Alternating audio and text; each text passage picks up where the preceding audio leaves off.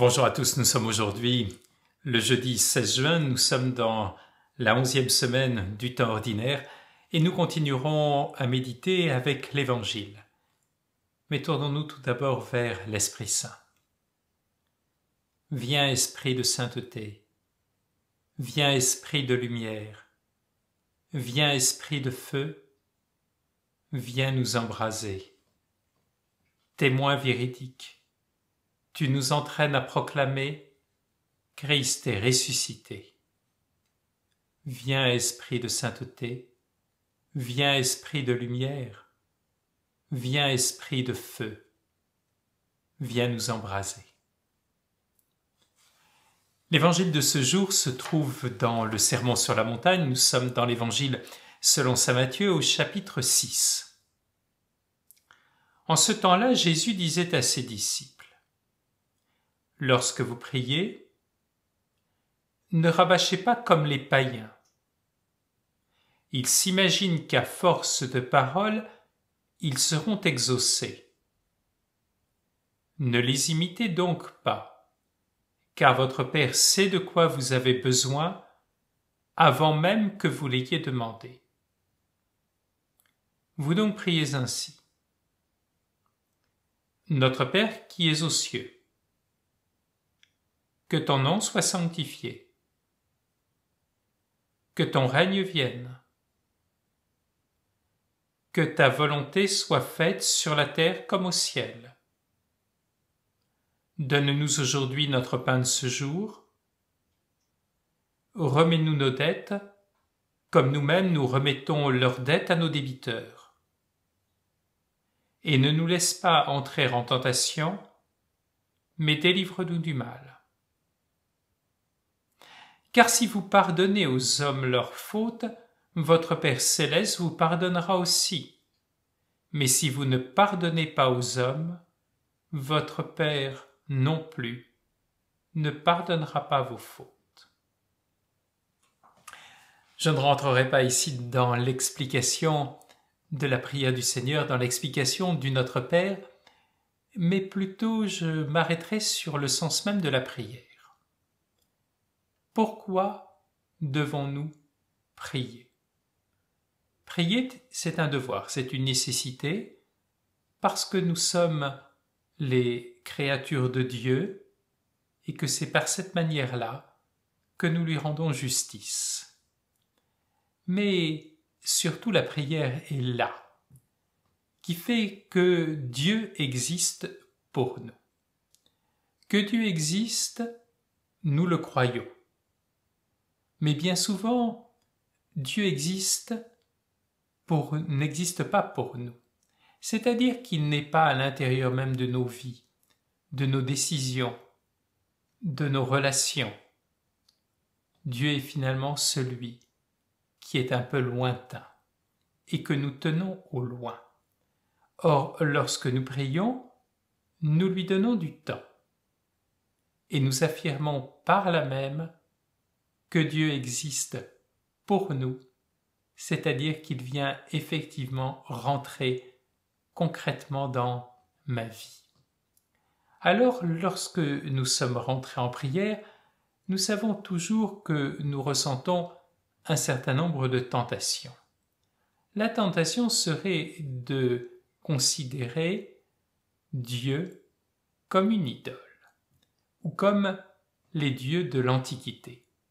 Les dieux de l'Antiquité ou les idoles, ce sont des dieux qui sont à l'image des hommes, qui changent, qui ont des caprices, qui ont des désirs qui sont des désirs impurs, qui ont le désir finalement d'attirer les hommes pour les mettre dans la servitude.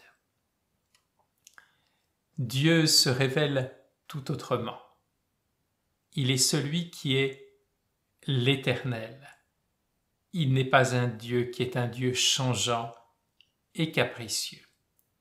Ainsi donc, lorsque nous prions, nous avons parfois l'impression qu'à force de prière, nous allons finalement changer Dieu, changer ses volontés.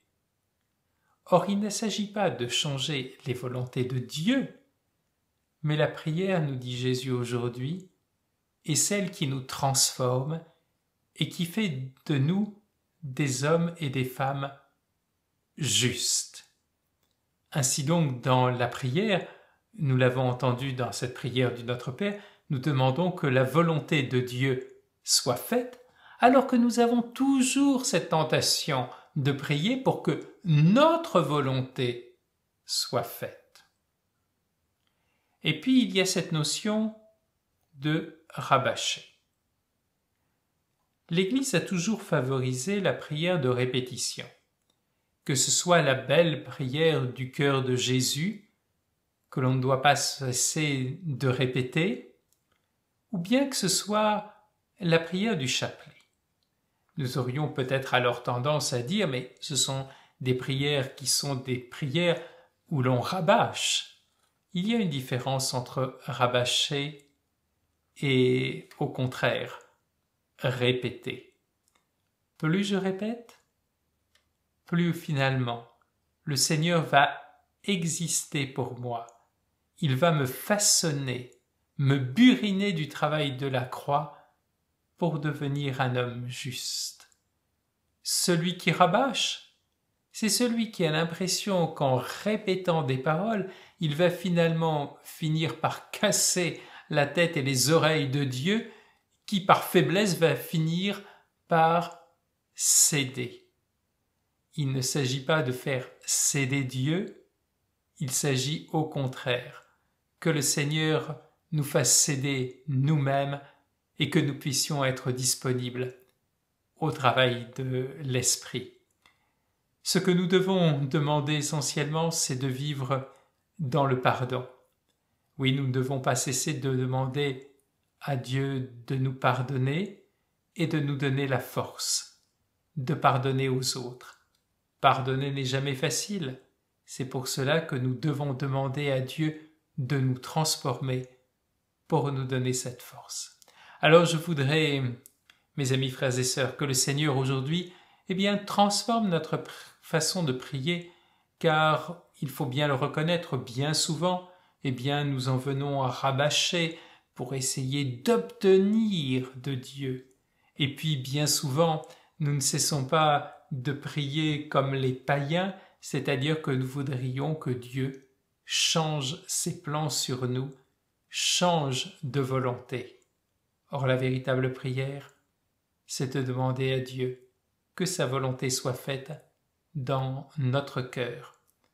Dieu n'est pas le Dieu des païens, il est le Dieu qui est notre Père qui est aux cieux, non pas parce qu'il serait au-dessus de nous dans les nuages ou dans les stratosphères, mais les cieux dans la Bible désignent le monde de Dieu, et ce que nous attendons, c'est vraiment que se réalise le royaume des cieux au milieu de nous, c'est-à-dire le royaume de Dieu.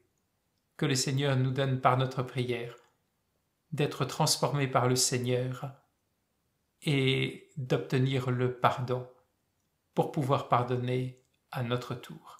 Que le Seigneur nous en donne la grâce et la joie. Bonne journée à tous.